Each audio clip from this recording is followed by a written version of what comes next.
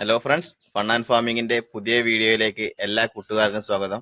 നമ്മളെ ഒരു വീട്ടിൽ തന്നെ ഉള്ള കൊക്കോമരാണ്. കൊക്കോമരത്തിൽ ഒരു കൊക്കോപ്പഴം പഴുത്തിട്ടുണ്ട്. അപ്പൊ നമുക്കതൊന്ന് പറിച്ചെടുക്കാം, കഴിച്ചു നോക്കാം. ഇതാണ് നമ്മൾ കൊക്കോമരട്ടാ. ഇവിടെ ഒരു കൊമ്പ് വന്നിരുന്ന്, അപ്പൊ അത് വീട്ടിലേക്ക് ചാഞ്ഞപ്പോ നമ്മൾ വെട്ടിക്കൊടുത്ത്. ഇത്ര വണ്ണൊന്നുമില്ല, നമ്മളെ കൈപ്പിടിയിൽ ഇതാ ഒതുങ്ങുന്ന വണ്ണേ ഉള്ളൂ. ചെറിയ മരാണ്, ഏകദേശം 3 വർഷമായിട്ടുള്ളൂ. ഇത്രയേ ഉള്ളൂ ഉയരം.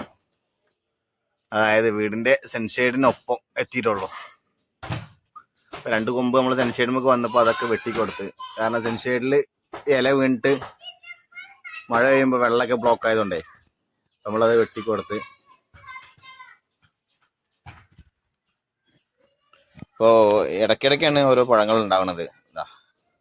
ഒന്നുണ്ടായി വരുന്നുണ്ട്, ബാക്കി പൂവാണ്. ഇവിടെ അതൊന്ന് നല്ല പഴുത്തിങ്ങനെ വന്നിട്ടുണ്ട്.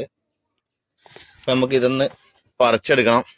നല്ല വലുപ്പമുണ്ട് കേട്ടോ, കൈ നല്ല വലുപ്പമുള്ള കായാണ്. അപ്പൊ അതൊന്ന് നമുക്ക് പറിച്ചെടുത്തിട്ട് കഴിച്ചു നോക്കാം, എങ്ങനെ ഉണ്ടാവും നോക്കാലോ. അപ്പൊ മഴയൊക്കെ പെയ്തുകൊണ്ട് വെള്ളമൊക്കെ ഇറങ്ങിയെന്ന് അറിയില്ല. എന്തായാലും നമുക്ക് പറിച്ചെടുത്തിട്ട് കഴിച്ചു നോക്കാം. അത് പറിക്കാൻ വളരെ എളുപ്പമാണ്. 2 തിരി ഇങ്ങനെ 2 തിരിക്കൽ തിരിച്ചാൽ തന്നെ പഴം നമ്മളെ കയ്യിൽ വരും.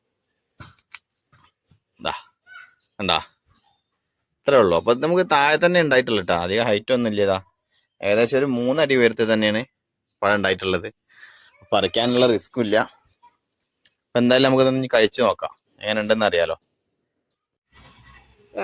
അപ്പൊ നമുക്ക് കൊക്കപ്പഴം പറിച്ചു നോക്കാം, പക്ഷെ മുറിച്ച് നോക്കാം. ഇത്രേ ഉള്ളൂ കേട്ടാ. ഒരു പാത്രത്തിൽ നിന്ന് ഒരു പാത്രത്തിലേക്ക് ഫ്ലഷ് മൊത്തം വന്നിട്ടുണ്ട്. ഇത് കഴിക്കാനായിട്ട് 2 ആൾക്കാർ വന്നിട്ടുണ്ട്. അപ്പൊ നേരെ നമുക്ക് അവരുടെ അടുത്ത് പോവാം.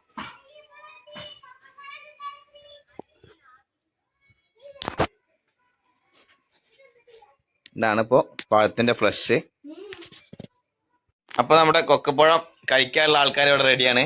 അപ്പൊ നമുക്ക് ഇവർക്ക് കൊടുത്തു നോക്കാം, എങ്ങനെയാണ് ടേസ്റ്റ് ചെയ്ത് പറയണം കേട്ടാ.